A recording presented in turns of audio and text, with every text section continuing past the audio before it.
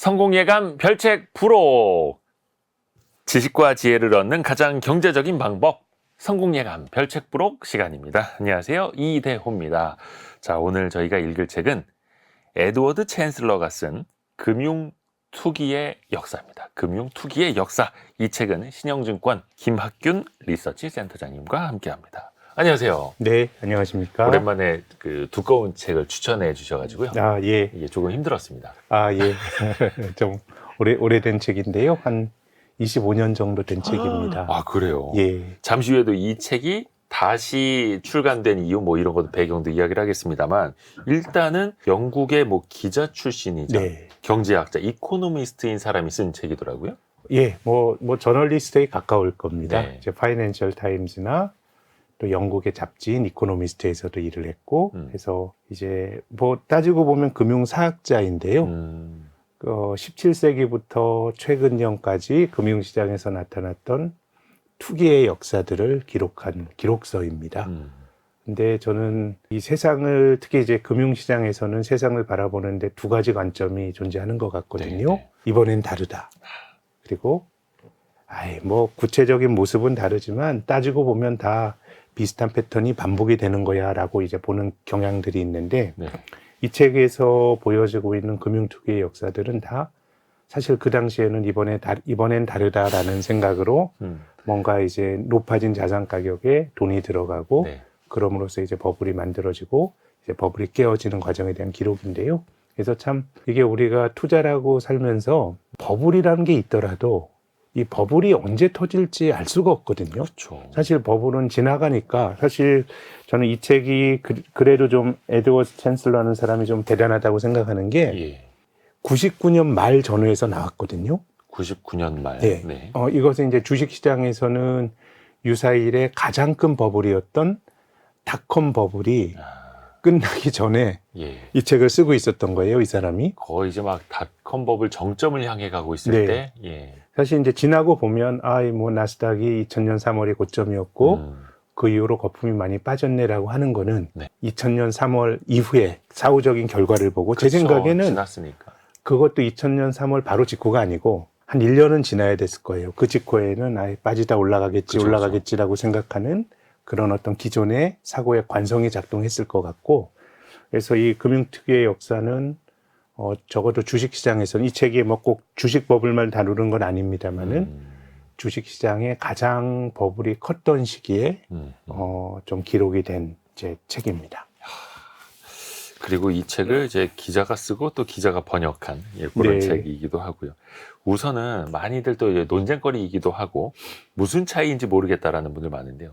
투자와 투기의 차이. 네. 뭐 내가 하면 투자고 남이 하면 투기처럼 보이기도 하고. 예. 센터장님은 어떻게 구분을 하세요?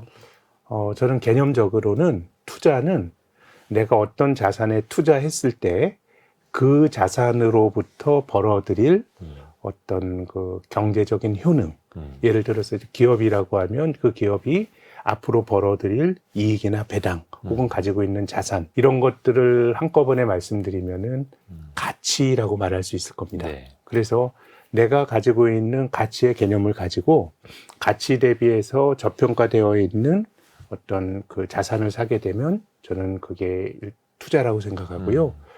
투기는 그게 빠진 모든 행위들은 투기가 아닌가 생각합니다. 그러면 이제 가치에 대한 개념의식은 어떤 자산을 왜 사냐? 다른 사람이 사서 올려줄 거다라고 생각하는 것 때문에 사는 거는 저는 이제 투자인데, 근데 이제 이게 늘 투기인데, 네. 근데 이게 늘 분명치는 않은 게, 내가 투자라고 생각해서 어떤 가치를 측정했다고 하더라도 이 가치는 확실성의 영역이 아니고요. 추정이거든요. 네, 그죠. 예를 들어서 내가 어떤 기업 주식을 샀다, 이 기업이 저평가돼 있다. 그럼 이 기업은 제가 잘 모르잖아요. 네. 그러면 이제 애널리스트의 보고서를 씁니다. 보고서를 읽습니다. 그러면 그 사람이 추정한 거예요. 네, 네. 추정한 거에 대해서 내가 또 추정을 하게 되고요. 그 받아들이고. 예. 대부분의 우리의 예측행위라고 하는 거는 혼자 독자적으로 모든 과정이 다 이루어질 수도 있지만 예측에 대한, 추정에 대한 변형, 이런 것들이기 때문에 본질적으로 가치를 측정한다는 거는 굉장히 불확실한 일이다 보니까 많은 투자자들이 이제 그런 행위를 하기보다는 너무 복잡하다라고 생각하고 하니까 그냥 어떤 군중 심리라든가 사람들이 다수가 옳다라고 생각을 하는 쪽으로 이제 가게 되는 경향들이 존재하는 것 같고요. 그렇기 때문에 이 모든 투기 행위는 대중들의 숭배가 있습니다. 예. 대중의 숭배. 예, 많은 사람들이 정말 역사적으로 보면 사실은 안 꺾인 자산 가격의 상승세는 없었는데 네.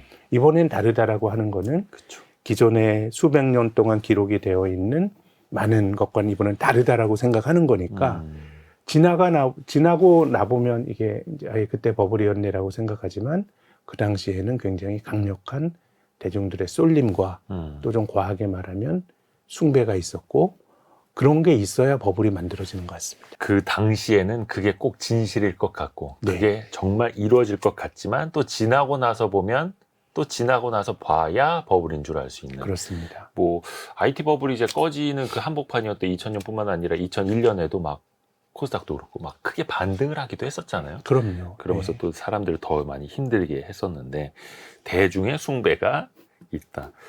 근데 자신을 투기꾼이라고 하거나 네. 내가 지금 투기를 하고 있다라고 인정하는 사람은 거의 없지 않나요? 근데 저는 가치에 대한 개념이 들어가 있지 않으면 나의 자의식과는 상관없이 그 행위는 투기라고 보는 게 맞을 것 같고요. 이 책의 그 영어 책 제목이 네. Devil Take the Hindmost거든요. 아, 그러니까 악마는 가장 나중에 있는 사람을 낚아채 가는 거거든요. 맨 뒷사람. 사고 올라가는데 결국은 가장 마지막에 걸리는 사람이 이 희생자가 된다라는 건데 네. 그래서 저는 참 그 투자라고 하는 게 저는 이제 장기적으로 보면 어떤 가치를 설정을 하고 거기에 따라서 투자를 하는 게 왜냐하면 시세라고 하는 건 늘 왔다 갔다 하기 때문에 그래도 우리가 투자에 대해서 제가 갖고 있는 믿음은 그 자산을 지탱해 줄 수 있는 가치가 있다 그러면 그 가치 밑으로 떨어졌더라도 언젠가 이제 회복이 되는 건데 근데 이제 그 굉장히 좀 아이러니한 거는 그 저평가된 자산이 회복되는 게 경험적으로 한순간이에요. 굉장히 오래 고생하다가 한순간에 회복이 되니까 한 1년 물려 있다가 한 일주일 만에 뭐 다 실은 올라버리네. 1년보다 더 갈 수도 있죠. 예, 더 그렇죠. 길어질 수도 있어서 그래서 장기적으로 보면 그래도 그렇게 투자하는 게 사실 1년도 너무 짧다라고 생각하고 투자하는 게 저는 장기적인 승률을 높여주는 건데 굉장히 그거는 인내심을 시험하는 과정이 될 테고요. 근데 당장에 이제 투자자들이 선호하는 대중들의 쏠림이 막 올라가거든요. 그래서 이제 케인즈란 사람이 그 위대한 경제학자가 이런 얘기를 했죠. 단기적으로 주가는 미인 투표다. 사람들이 선호하는 쪽으로 가는 건데. 미인 대회다. 이거는 워렌 버핏이 한 말 같네요. 장기적으로 주가는 체중계다. 체중계. 예, 그렇죠. 그 자기가 가지고 있는 무게로 수렴하는 건데. 근데 이제 우리는 주식시장에서 뭐 무게라고 하는 말은 제가 말씀드린 가치와 비슷한 개념일 것 같은데요. 가치로 수렴하는 거는 또 상당히 기다려야 되고 또 당장 올라가는 종목들은 있다 보니까 이걸 기다리기가 참 힘들고 그래서 워렌 버핏이 또 비슷한 맥락에서 이런 얘기를 했어요. 이 주식 투자라고 하는 거는 돈을 가진 사람으로부터 인내심이 많은 사람으로 넘어가는 과정이다라는 얘기를 했는데 뭐 한편으로는 사실 뭐 어느 게 정답이다 이런 생각은 사실 안 드는데 예를 들어서 이 책이 쓰여지기 한 3년 전에 그 이제 닷컴 버블이 막 달아오를 때 당시 연준 의장이었던 그 앨런 그린스펀이 96년 12월에 비이성적 과열이다. 이 주식시장 너무 네. 고평가됐다고 얘기했는데요. 그로 주식이 한 4년 더 올라갔죠. 바닥에서 이제 배에 올라갔고 그렇게 보면은 거기 참여하지 않는 게 과연 이 정답이냐? 저는 정답은 없다고 보지만은 다만 우리가 한없이 지속이 되는 강세는 없고 늘 사이클이 있는 거고 또 대중의 열기가 너무 지나칠 때는 반대편으로 또 반대편에 그 자산 가격이 운동을 할 수가 있고 열기가 지나치다라고 하는 건 직관적으로 보면 너무 좋아서 그 자산을 누구나 살려고 그러고 누구나 다 산 거예요. 그럼 더 이상 살 사람이 없게 될 경우에는 그렇죠. 주가가 자산 가격의 조정을 받게 되는 거기 때문에 뭐 정답은 아니지만 뭔가 우리가 쏠림이 있을 때 약간 그것을 의심해보고 또 그 포지션을 내가 너무 많이 잡지 않고 또 욕심 때문에 내가 뭐 그 외상으로 레버리지를 일으켜서 투자하지 않고 적어도 이런 식의 규범들은 저는 가져야 되는 게 아닌가 생각합니다. 그러니까 워런 버핏이 이야기한 것처럼 돈은 성질 급한 사람에게서 인내심 있는 사람에게 넘어가도록 설계돼 있다라고까지 이야기를 했고, 이 책의 원어 제목도 악마는 맨 마지막 사람을, 맨 뒤에 있는 사람을 잡아간다인데, 근데 항상 사람들은 그 심리적인 우위를 자기에게 두려고 하지 않습니까? 네. 약간 낙관 편향도 있고, 네. 나는 아닐 거야. 나보다 비싸게 사줄 사람을 나는 찾을 수 대부분 있어. 자기에 대한 과대평가가 많고요. 그렇죠. 그리고 또 본질적으로 미래라고 하는 것은 지금 검증이 될 수가 없습니다. 앞으로 어떻게 될 거냐. 이거는 극단적으로 말해서 옳고 그름의 문제라기보다는 시간이 지나가 봐야 검증이 되거든요. 그래서 미래에 대한 전망은 매우 희미하고 늘 불투명하기 때문에 사람들이 미래를 전망하는데 가장 가중치를 두는 거는 지금 보이는 현상입니다. 네. 지금 보이는 거 혹은 내가 경험한 가까운 과거. 이게 미래에도 지속이 될 거라고 믿는 편향이 존재하거든요. 그래서 한번 저는 최근에 부동산 가격을 보면 그런 생각이 드는데, 저는 부동산 전문가들을 제가 뭐 비판할 자격은 전혀 없어요. 그 비판은 저에게도 동일하게 적용이 되는데, 네. 한 7, 8개월 전에 부동산 시황을 한번 보세요. 그러면은 하반기 조정. 네. 근데 집값이 올라가게 되면은 이제 상승. 근데 이제 그것이 꼭 부동산 시장의 전망뿐만 아니라 모든 예측 행위의 이 수반이 되는 거거든요. 이제 그러다 보니까 사람이 인지적으로 내 마음이 시키는 대로 하게 되면 오르는 거는 오를 때는 겁이 없어지고, 또 그 한편에 그런 행동을 하게 하는 거는 저는 이것을 뭐 탐욕이라고 말하기보다는 박탈감이라고 보고 싶어요. 이 올라갈 때 나는 동참을 못 했잖아요. 그러면 이 과정에서 내가 가지고 있는 후회나 욕심, 이런 것들이 뒤늦게 뛰어들게 되는 거고요. 그래서 버블이라고 하는 게 결국은 말씀하신 것처럼 마지막에 뛰어든 자가 버블의 희생양이 되는 건데, 그래서 근데 이제 그 마지막이 어딘지는 나도 모르는 거죠. 예. 딴 사람이 있을 거라고 생각하는데, 그래서 이 투자라고 하는 건 공학이 아니기 때문에 이것이 어느 것 하나가 정답이다 이런 말씀 드리는 것도 아니고요. 다만 이제 늘 짜릿하게 올라가는 자산 가격이 한없이 지속되는 법은 없고, 또 가파르게 올라간 걸수록 또 가파르게 떨어질 수가 있고 하는 건 늘 생각을 해야 될 것 같고, 이거는 본질적으로 자산의 좋고 나쁜과는 상관이 없어요. 어떤 의미냐면요. 우리가 투자를 하면서 뭐 주식의 경우 크게 낭패를 보는 거는 두 가지 케이스가 있는데요. 첫 번째는 나쁜 자산을 사는 거예요. 내가 이 주식을 샀는데 망해요. 네. 우리 뭐 2,000개가 넘는 종목인데 내가 설마 망할 주식을 사겠어 하겠지만, 지난 10여 년 동안에 망한 회사가 한 200개가 돼요. 네. 거기 걸릴 수 있어요. 그거는 이제 잘못된 선택이고, 두 번째는 굉장히 좋은 자산을 사요. 근데 그 좋은 자산을 너무 비싸게 주고 사게 되면 그것도 장기간 우리가 고생을 할 수가 있는 거거든요. 그래서 너무 비싸게 주고 사면 그 주가가 잘 회복이 안 될 수 있습니다. 우리나라 건설주의 고점이 1978년이에요. 네. 78년도에 중동건설 붐이 있을 때 주가 지수가 가장 높았고, 40년이 지났지만 회복이 안 되거든요. 그러니까 어떻게 보면 78년의 건설주는 당대의 가장 짜릿한 성장 산업이었어요. 지금 우리가 그쵸. AI를 보듯이 맞아요. 성장 산업이었고, 거기에 대해서 이것이 끝없이 갈 거다라고 해서 어떤 너무 높은 가치를 부여하니까, 그러니까 건설주의 고점은 78년인데 한국의 해외 건설 붐이 종결된 거는 80년대 중반까지 가요. 네. 우리가 열사의 땅에 가서 우리 선배들이 열심히 일했지만 주가라고 하는 거는 미래에 좋아질 것까지도 한꺼번에 투영을 할 수가 있는 거거든요. 네. 예를 들어서 이 회사가 30년 벌어들일 것까지 한꺼번에 투영을 한다. 그러면 그거는 그 기업은 본질적으로 30년 동안 성장을 하더라도 주식 가격은 굉장히 어려울 수가 있는 것이고요. 한꺼번에 올랐다가. 네, 그것이 이거는 우리가 꺼져버릴 수도 있네요. 욕심이나 실물 경제 활동은 제품을 만들고 뭐 이런 거지만은, 이거는 우리가 주식을 사는 순간에 가격은 한꺼번에 반영이 되니까요. 그렇죠. 우리나라에서도 그 건설주 열풍일 때, 광풍일 때 건설화학이라고 하는 화학회사까지도 같이 이제 급등을 했었다라는 이제 우스갯소리도 있는 거고요. 네. 키워드 하나하나 같이 열어보겠습니다. 금융투기의 역사, 이 책을 함께 읽고 계시고요. 첫 번째 키워드는 정부에 대한 맹신입니다. 네. 뭔가 정부를 믿고 투기를 시작을 하다가 이제 버블이 만들어졌다라는 건데 네. 이 책에서도 이제 비중 있게 실린 게 네. 사우스시. 네. 이게 우리식으로는 남해 남해 회사라고 많이 번역이 많이 되어 하죠. 있죠. 네. 근데 이 책에서는 그냥 사우스시라고 네. 쓰더라고요.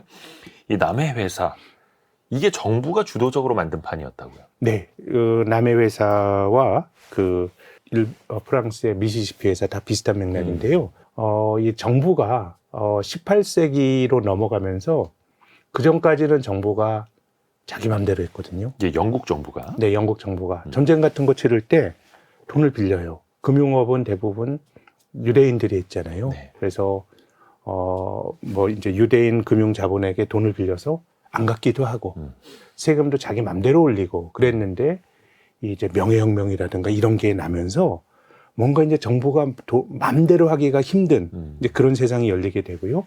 그래서 지금 말씀하셨던 이 사우스시라고 하는 회사, 남해 회사는 뭐냐면 이 설립이 된 회사인데 정부의 돈을 빌려주는 국채를 인수하는 의무를 지고 그 대신에 이 당시 이제 영국이 아메리카 대륙이 영국의 식민지 아니었습니까? 영국의 신대륙에서 비즈니스 할 수 있는 특권적인 권리를 준다라고 하는 거였고요. 그래서 이제 투자자들은 기본적으로 정부가 하는데 망하겠어?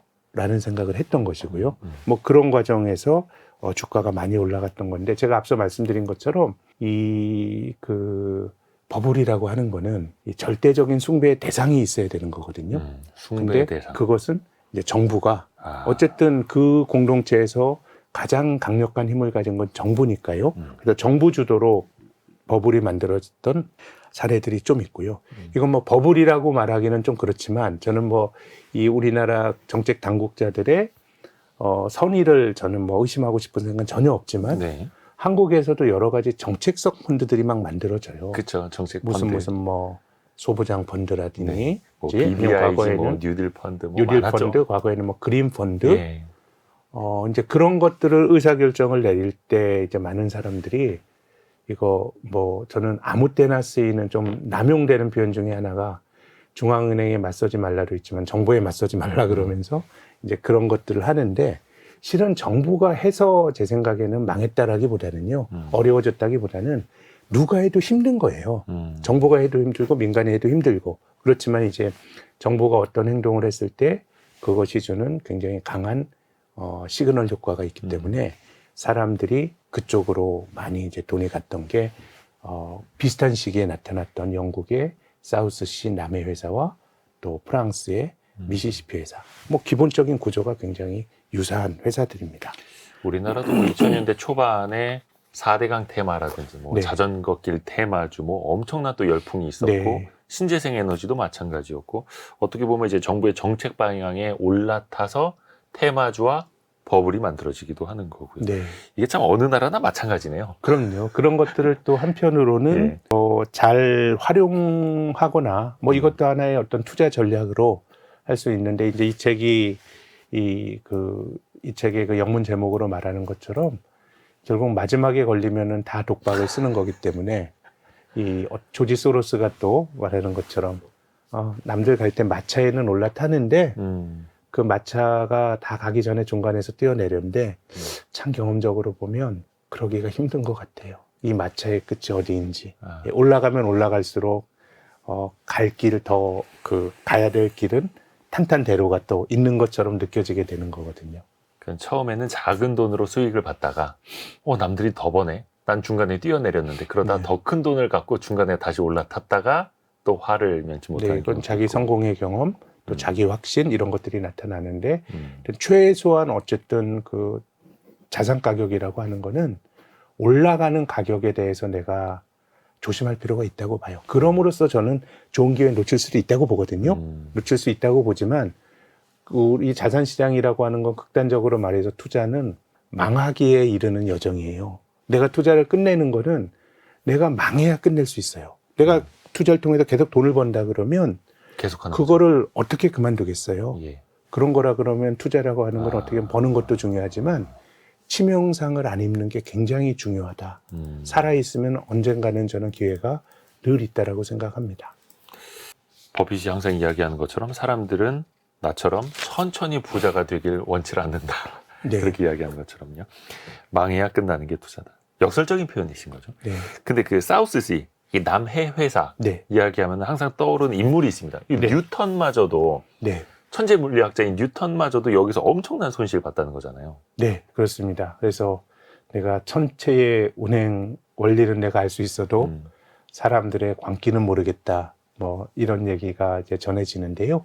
그래서 이게 어느 한순간 이렇게 쏠림이 나타나게 되면 이게 제 생각에는 하나의 일종의 그 게임도 되고요. 예를 들어서 닷컴 버블이나 막 주가가 올라갈 때 이런 사람도 있을 거예요. 게임의 규칙이 달라요. 이게 뭐 주가에도 올라가는데 아까 소로스 말씀드린 것처럼 궁극적으로 이 회사가 돈을 벌고 성공하기를 내가 바라고 사는 사람도 있을 테고, 아니 올라가는 거니까 내가 10%나 15% 정도 벌고 나올 거라고 생각하는 사람도 있을 거고. 네. 그래서 이제 사람들의 목표치는 다 다르고, 근데 어쨌든 주가가 올라가게 되면 낙관론이 강화가 되면서 상승작용으로 힘이 붙는 거는 늘 역사적으로 반복이 되는 일입니다. 근데 그 사우스시, 그러니까 영국의 이 남해 회사 버블하고 프랑스의 미시시피 버블하고 거의 비슷합니까? 거의 비슷하죠. 기본적으로 프랑스도 아메리카 대륙의 루이지애나라고 하는데 이제 식민지를 가지고 있었잖아요. 네. 거기에 독점 무역권을 준다라고 했기 때문에 기본적으로 특정한 회사에 대해서 정부가 메릿을 주는 건데요. 이제 그 당시에는 이 미시시피 회사 같은 경우는 이제 남해 회사는 이 주식을 발행했던 거고요. 예. 영국은 이제 1694년에 영란은행이라는 데가 만들어져서 이제 기본적으로 은행권은 영란은행에서만 만들게 해줬고, 네. 프랑스의 미시시피 회사는 역시 프랑스 정부의 이제 국채를 미시시피 회사가 사주는 대신에 이 회사가 발권할 수 있게 과거에는 중앙은행 생기기 전에는 통화가 여러 개 있었거든요. 네. 우리 은행에 가져오면 내가 뭐 금본이 됐든 금 내줄게라 그래서 발권을 줬었고, 그러니까 정부의 특혜죠. 예. 배타적 특혜고, 또 신대륙에 대한 일종의 영업허가도 이제 배타적 특혜죠. 모든 게 이제 정부가 준 일종의 라이센스에 대한 기대가 굉장히 심한 버블로 나타났던 사례입니다. 근데 이런 그 투기 붐이라든지 버블이 반복이 되면, 물론 이제 정부의 잘못도 약간은 있겠습니다만, 이걸 이제 투기를 좀 근절시키고자 하는 법이 만들어지지 않습니까? 네. 그런 정책적으로 뭐 예를 들어서 영국에서도 반투기법이 있었다고 네. 하는데, 그런 게 어떻게 효과는 없었나요? 시간이 지나면 까먹죠. 우리나라 저는 뭐 네. ELS도 논란이 되게 많은데, 우리가 작년에 ELS가 큰 이슈가 됐었죠. 특히 이제 중국을 기초자산으로 한 거. 근데 2008, 9년에도 ELS가 있었어요. 네. 또 키코라고 하는 것도 본질적으로 마찬가지고요. 파생상품, 파생계약. 또 최근에 하는 커버드 콜이라고 하는 것도 구조는 똑같아요. 전부 옵션 매도를 통해서 하는 거고요.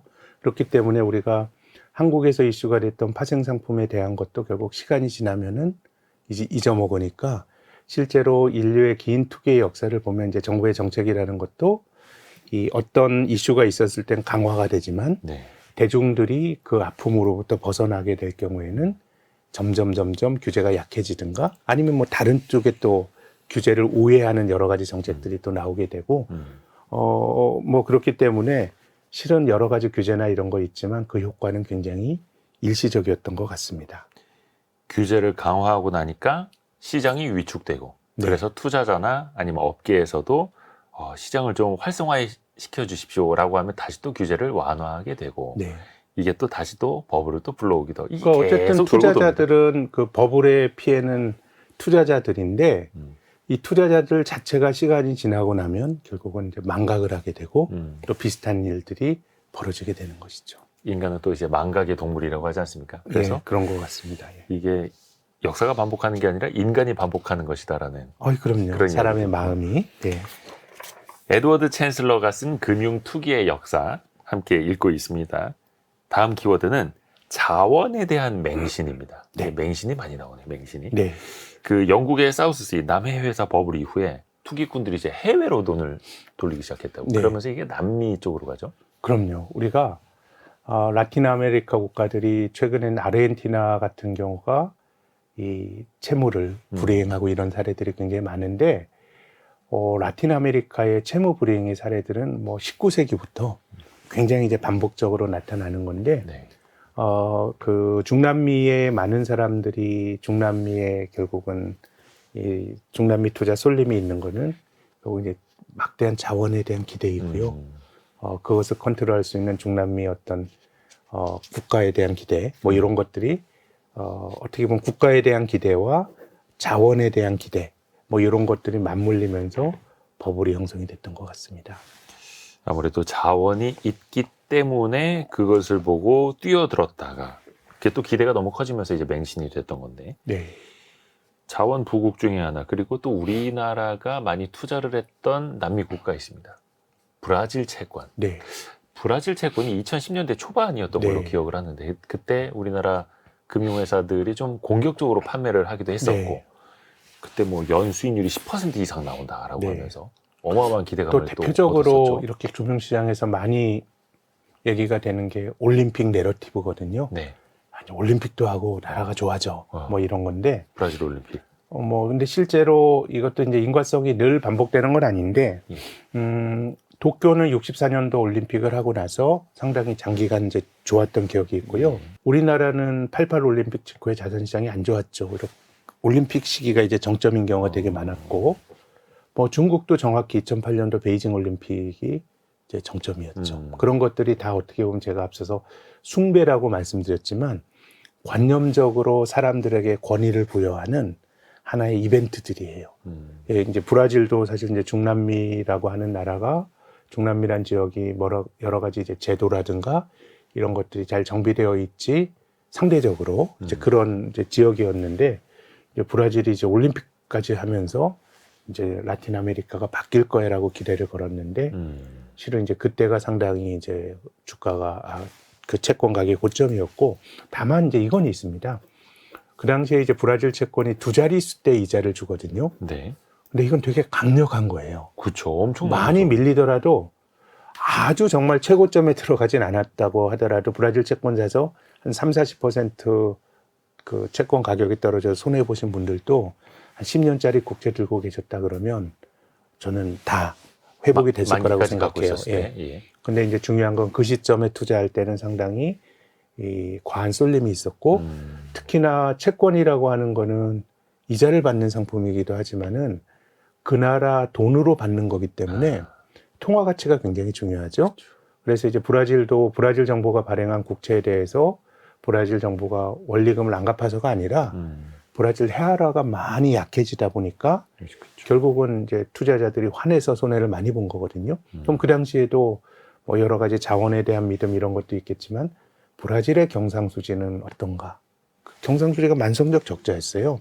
그럼 그런 나라들은 자기 힘으로 자원이 아무리 많다고 하더라도 자기 힘으로 기축통화를 벌어들일 능력이 안 되는 나라고 그런 나라들은 늘 통화 가치가 불안정하게 움직이는 거니까 뭐 자원에 대한 맹신 이런 거보다는 약간의 어떤 경제학적인 상식이나 직관만 있어도 제 생각에는 그런 식으로 쏠림이 있어서 팔렸을 것 같지는 않은데 근데 하여튼 뭔가의 어떤 관성이 형성이 되면 그러니까 이게 저게 있는 것 같아요. 사람들은 내가 평균보다 똑똑하다 나의 결정에 대해서 굉장히 큰 의미 부여를 하는 것도 있고 또 다수가 많이 하는 거에 대해서는 그걸 따라하지 않았을 때에 내가 느끼게 될 박탈감 이런 것들이 또 군중 심리를 만드는 측면이 있는 것 같습니다. 또 이제 진화학적으로 동물도 그렇고 사람도 그렇고 그 군중, 대중과 함께 있을 때 더 편안함을 느낀다고 네. 하죠. 사자가 나타나도 그 안에 있으면은 나는 잡아먹히지 않을 것 같고 네. 어쩔 수 없습니다. 또 인간이라는 동물도 그 뭐 아르헨티나 증시도 그렇고 터키 증시도 그렇고 뭐 한 2배 올랐다 이런 소식도 전해집니다만 그 나라 통화 가치가 반토막 나면은 네. 뭐 아무 소용이 없는 거고요. 네, 뭐 최근에 일본 역사적으로도. 주가도 많이 올랐지만 엔이 굉장히 약해지면서 네. 사실 이제 뭐 외국인 투자가들 입장에서는 일본 사람들보다 일본 주식에서 돈을 많이 못 벌었죠. 최근에는. 예. 네. 근데 또 항상 그 신흥국에 더 많은 기회가 있어 보입니다. 네. 뜨는 나라, 성장하는 예, 예. 나라. 최근에는 뭐 인도, 베트남, 또 태국도 그 중에 하나일 수 있겠고요. 근데 그 이머징 마켓에 투자하는 것 자체가 투자가 아니라 투기로 변질될 수 있는 순간이나 신호 같은 게 혹시 네. 있을까요? 뭐 신호라기보다는 우리를 한번 되돌아보면요. 예. 기본적으로 이머징 마켓은 말도 그렇습니다. 이머징이라는 뭐 단어의 뜻도 그렇습니다만 굉장히 떠오르는 고성장에 혹해서 가는 거거든요. 저 나라가 고성장하니까 그렇죠. 내 돈을 저기 묻어서 성장의 수혜를 보자라는 건데 우리나라가 지금보다 훨씬 더 고성장할 때 이게 외환위기 이전이거든요. 그럼 외환위기 이전에 한국의 자산시장이 좋았나? 별로 안 좋았어요. 네. 길게 보면 86년부터 88년까지 3조 호황 있을 때만 주식시장이 좋았고요. 나머지는 그냥 뭐 500 갔다 1000 갔다 왔다 갔다 박스권이었거든요. 네. 그럼 성장이 이렇게 고성장하는데 왜 자산시장이 이걸 배반하냐? 전 두 가지 이유라고 보는데요. 첫 번째는 법적, 제도적, 재산권에 대한 인프라가 굉장히 부재해요. 그러니까 경제가 고성장을 하게 되면 그 나라 기업도 돈 벌 확률이 높지만 결국 이제 우리가 지배구조 얘기 많이 나오는데 지배구조란 건 기업이 번 돈이 주주들에게 잘 흘러 들어가야 되거든요. 투자해줬으니까. 예, 근데 오너가 뭐 다 빼먹고 또 분식회계도 하고 또 심지어는 정치 권력이 시장보다 훨씬 우위에 있어서 우리나라로 1980년대에 그 국제상사라고 하는 신발 만드는 굉장히 큰 회사가 그냥 뭐 정권에 그냥 날려버린 거잖아요. 이제 그런 식의 우위. 뭐 중국을 보면은 최근에는 알리바바의 마윈 회장이 다시 등장한다고 하지만 그 혁신가가 그냥 밀려난 거잖아요. 예. 그렇기 때문에 어떤 그 투자자들의 재산권을 지켜줄 수 있는 법적, 제도적 인프라가 취약하다는 게 첫 번째고요. 또 두 번째는 주식의 경우에는 경제가 고성장하면 기업들이 계속 주식을 찍어냅니다. 돈 벌 기회가 많으니까 유상증자나 이런 걸 통해서 계속 주식의 공급이 일어나게 되니까 그러니까 자본을 계속 조달받고 그렇죠. 주식을 공급하고 그러다 보니까 물리적으로 주식시장이 늘 수급의 불균형이 결국 수요보다 공급이 많으면 가격은 이제 억눌리게 되는 거거든요. 그렇기 때문에 신흥시장은 꼭 성장하는 시장에 대해서 들어간 그 성장이 자산 가격이 성장을 배반할 수 있고요. 그래서 그렇게, 신흥시장은 남들 안 할 때 들어가서 약간의 히트앤드런으로 하든가. 근데 이건 뭐 알기가 어렵죠. 근데 그렇게 따지면 사실 우리나라도 선진시장이 아니라 신흥시장인 거죠. 자본시장은. 코스닥은 그렇고요. 예. 예, 우리 코스닥이 안 되는 이유도 계속 종목이 들어오잖아요. 근데 코스피의 경우에는 조금 뭐 이제 공급은 좀 부담은 덜한 것 같고 그렇습니다. 그리고 또 하나는 어떤 걸까요? 이머징 마켓에 투자할 때 조심해야 할 포인트. 아까 말씀드린 이제 제도적인 어떤 인프라, 이 부족, 사회적 신뢰 자본의 부족과 과도한 공급 요 두 가지고요.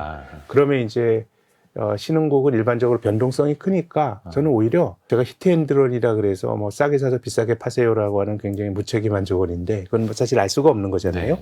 적립식으로 투자하는 건 좋을 것 같아요. 변동성이 크니까 떨어지면 떨어지는 대로 많이 살 수 있기 때문에 어떤 주식시장의 어떤 추세를 사기보다는 변동성을 산다 그러면 뭐 적립식으로 뭐 한 3년 정도 하면 신흥시장은 크게 낭패는 안 보는데 바이앤홀드를 하게 되면 상당히 좀 도전이 많은 것 같습니다. 앞에서 국가에 대한 맹신 그리고 자원에 대한 맹신 이야기를 했는데 그 다음 키워드는 이겁니다. 신기술에 대한 맹신. 이거야말로 가장 강력한 맹신입니다. 예. 항상 뭔가 새로운 게 나타날 때 네. 세상을 놀라게 할 때 저기다! 라고 하면서 이제 돈이 몰리게 되죠. 그럼요. 예. 대표적으로 IT 버블, 닷컴 버블 빼놓을 수가 없고요. 그게 뭐 역사적으로 뭐 제일 큰 버블이었던 시기였고요.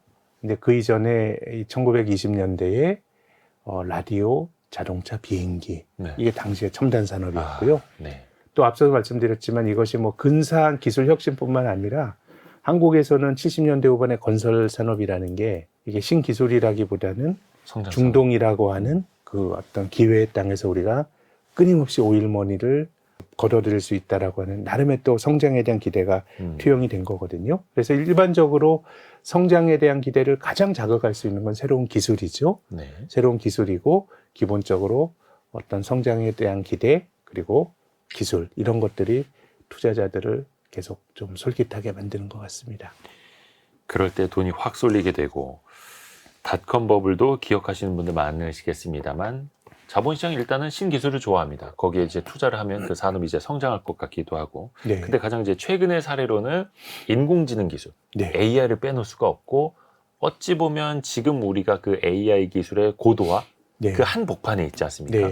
근데 그래 자본시장에서 보는 지금 이 AI 기술 또 센터장님 보시기에는 그게 이게 좀 뭐 버블 논란이 좀 있기는 있는데요. 일률적으로 말하기는 좀 힘들고요. 네. 최근에는 이것이 버블 아닌가? 음. 뭐 이런 논란이 있는데 실은 근데 버블이 꺾일 때는 이게 버블 아니야 라는 사람마저도 손을 들어버릴 때 버블이 꺾이는 것 같아요. 모두 결국은 이제 뒤늦게 뛰어든다라고 하는 게 모두가 좋다라고 할 때. 예, 그런 거기 때문에 오히려 이제 경계심이 있는 경우는 경험적으로 보면 아직 버블의 끝은 아니구나 이렇게 생각할 수도 있는데 그래서 이게 저는 앞서 말씀드린 저는 사실 잘 모르겠어요. 다만 이제 예. 여러 가지 미래에 대한 기대가 많이 투영돼 있고 네. 이건 저는 된다 안 된다의 문제는 아니에요. 이거는 가능성과 확률의 문제거든요. 미래가 뭐 어떤 기업이 미래를 잘 개척해 나갈 수도 있겠죠. 근데 이제 지금 주가라고 하는 거는 그 미래에 대한 기대를 많이 투영하고 있기 때문에 우리가 미래가 어떻게 될지 모르지만 이 기대가 삐끗 어긋났을 때 시장이 어떤 반응을 나타낼 거냐 주가가 그건 우리가 예측 가능한 거잖아요. 그래서 저는 이것이 저는 정답은 없다고 생각하는데 워렌 버핏과 같은 사람은 이런 투자를 안 하죠. 그렇죠. 비싼 주식은 안 사잖아요. 닷컴 버블 때도 또 엄청 무시를 당했었죠. 무시를 당하고 뭐 그랬죠. 무시를 당하고 이제 버핏도 한물 갔네 이런 얘기를 들었지만 자기 철학을 지키면서 샀던 거고. 그래서 저는 코로나 팬데믹 이후로 투자하신 분들은 한 3, 4년 정도 이제 기간이 있을 텐데 본질적으로 제가 투자와 투기라고 하는 거는 일종의 이 가치의 개념이 들어가 있느냐 없느냐에 따라서 저는 투자와 투기를 구별한다고 저희 기준을 말씀드렸는데 근데 사실은 딴 사람이 나보다 더 비싸게 사줬겠지라고 하는 거는 주가가 움직이는 방향을 보는 거거든요. 네. 그러니까 뭐 계속 올라가니까 내가 사더라 누가 더 사줄게 하는 거고 이거를 조금 더 일반화시켜서 말하면 모멘텀 투자입니다. 모멘텀 투자. 근데 우리가 모멘텀 투자라고 하는 거는 이게 뭐 기술적 분석 이런 거 전부 모멘텀 투자고요. 네. 차트를 보면서 추세가 이래? 그럼 이렇게 될 것 같아. 모멘텀 투자인데 이 세상에 존재하는 90% 투자자는 모멘텀 투자자라고 저는 봅니다. 이거 좋다 나쁘다의 문제는 아니고. 네. 근데 저는 모멘텀으로 하다 보면 참 어려운 게 끝이 어딜지 우리가 가늠할 수가 없고요. 그렇죠. 끝이 그리고 또 올라가면 올라갈수록 뭔가 자기 강화가 나타나는 경향들이 있기 때문에 지난 3, 4년을 생각해 보더라도 코로나 직후의 제약주 뭐 여러 가지 이제 사례들이 있기 때문에 만약에 내가 그런 식으로 쫓아가는 주식을 쫓아가서 안정적으로 벌었다 그러면 잘하신 거예요. 네. 그거는 이제 자기 스타일에 맞는 건데 그게 아니라 그러면 우리가 올라갈 때 상대적 박탈감과 이런 것도 중요하지만 결국 비싸게 주고 샀을 때 데미지는 늘 크기 때문에 오히려 반대편으로 조금 지루하지만 기다리는 투자는 어떤지 한번 고민을 전 해볼 가치가 있다고 생각하는데 어느 것 하나가 뭐 맞다 그르다 이렇게 말할 수는 없고 내가 반복적으로 잘할 수 있는 것들을 찾아 나가면 되는 건데 아무튼 그 가치 투자는 지루하고 또 한편으로는 내가 가치를 잘못 봤을 수도 있어요. 네. 나는 저평가됐다고 봤지만 시장이 맞는 거. 이건 저평가되는 게 당연한 기업도 있기 때문에 이 가치 투자가 100% 확실성을 보장해 주는 건 아니고요. 또 성장주 투자, 또 기술주 투자는 짜릿하지만 한번 삐끗하게 되면 데미지가 크고 지나고 나면 여기가 고점이구나 알 수 있지만 사실 잘 빠져나오기도 매우 힘든 투자다. 역사적으로 보면 그런 특징이 있는 것 같습니다. 신기술이라는 게 사실 IT, 닷컴, AI만 있는 건 아니고 네. 앞에서도 그 시대에 따라서 신기술이 또 다를 수 있는 거고 네. 어떻게 보면 이제 영국에서 참 버블 사건이 많았네요. 자본시장이 먼저 이제 발달한 곳답게 네. 철도 버블도 예. 영국에서 있었던 거죠. 철도가 아마 이제 맨체스터 이쪽에 먼저 예. 산업혁명이 이제 만들어졌겠죠. 그래서 1845년도에 이 책에 자세하게 나와 있는데요. 이 철도 그 당시에 철도가 지금의 AI죠. 가장 혁신적인 당시의 기술이었죠. 물리적인 거리를 좁혀주는. 그러니까 철도가 생기면서 사람들의 시간관념도 생겼다고 하더라고요. 예전에 농경사회는 정확한 시간이 있게 뭐였어요. 그냥 해 뜨면 나가서 일하고 하는 건데 뭔가 철도가 생기면서 또 공장 노동이 생기면서 다 같이 일해야 되는 거니까 기차 오는 시간, 사람들의 어떤 시간 관념들이 이제 생겼다고 하는데 어쨌든 기술은 이제 그 세상을 많이 바꾸는데 투자자들은 또 그런 어떤 신기술에 대해서도 굉장히 열광을 하는 것 같고요. 특히 이제 철도 버블은 이제 미국, 그 영국뿐만 아니라 19세기의 미국 경제 위기의 상당수는 철도 산업에 대한 과잉 투자. 사실 과잉 투자 자체가 호황의 산물입니다. 낙관의 산물이고 버블의 결과입니다. 돈이 계속 가는데도 이 산업이 계속 잘 될 것 같으니까 돈이 계속 가는 거거든요. 네네네. 근데 지나치게 많이 가게 되면은 결국 거기서 뭔가 과잉이 생기고 또 이제 떨어지는 사이클이 생기게 되는 건데, 그래서 어떻게 보면 19세기 1800년대는 이 영미계 국가들은 그 철도 버블의 형성과 붕괴 이런 것들이 19세기 영국과 미국 경제를 설명하는 중요한 키워드 중에 하나라고 봅니다. 아하. 그래서 1840년대 영국에서의 철도 투기도 네. 있었던 거고, 아까 잠깐 이제 뭐 라디오 이야기도 해주셨고, 네. 자동차도 철도까지 1920년대에 또 이렇게 줄줄이 왔었던 네. 역사가 있더라고요.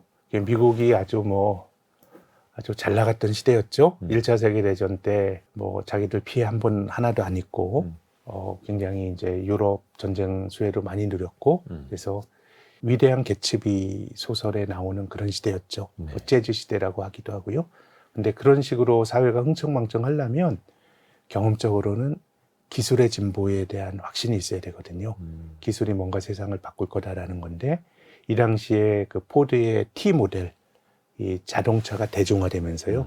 그때 아마 포드가 제가 정확히 기억은 안 납니다만은 1920년대부터 연산 한 100만 대 이상 갔을 거예요. 자동화하면서. 예, 자동차가 대중화가 됐고요. 예. 사실 우리가 1980년대에 한국에서 마이카 시대가 열린다 이런 얘기 있었거든요. 자동차를 갖춘다라는 게 어떻게 보면 각각의 가정이 물리적인 거리를 어떻게 보면 거리의 개념이 달라지는 건데, 그렇죠. 한국보다 60년 먼저 자동차 붐이 있었죠. 그리고 라디오라는 것도 있었고 했기 때문에 1920년대인데, 이제 중요한 거는 거품이 크면 클수록 데미지가 좀 큰 것 같아요. 어떻게 보면 굳이 따지면 1920년대에 이 나타났던 기술 버블, 라디오 자동차 버블 이런 것들이 주식시장으로 보면 사실 철도 버블보다 훨씬 규모가 컸거든요. 네. 역사적으로 보면 주식이 제일 비쌌던 게 닷컴 버블 때고요. 그 다음에 요즘이고요. 미국 주식 기준으로. 세 번째가 대공황 직전이었어요. 근데 이 일반적으로 버블이 그 미국의 주가 지수는 개별 종목은 내가 잘못 사면은 망할 수도 있고 내 재산 가치가 0이 될 수도 있어요. 근데 주가 지수는 뭐 망하는 기업도 있지만 잘 나가는 기업들 이런 것들이 들어가고, 특히 이제 망하는 순간에 주가 지수 산정에서 제외되기 때문에 주가가 연속적으로 떨어지는 적이 별로 없어요. S&P 500 지수가 역사적으로 보면 2년 연속 떨어진 게 2차 세계대전 이후로 딱 2번밖에 없어요. 그렇죠. 예. 근데 연속으로 떨어졌던 게 대공황 때 한 4년 떨어졌거든요. 근데 그 직전에 미국 주식이 되게 비쌌죠. 물론 대공황이 꼭 주식 버블로 기인했다라고 말하기는 어려운 복합적인 게 있었지만, 그렇게 열광의 20년대를 보낸 다음에 한번 삐끗하니까 한 3, 4년 연속 떨어지고요. 그리고 그 다음에 주가가 3년 연속 떨어진 적이 있었어요. S&P 500이. 그때가 언제냐면 2000년부터 2002년까지. 역사상 가장 큰 버블이었던 닷컴 버블이 붕괴가 되면서.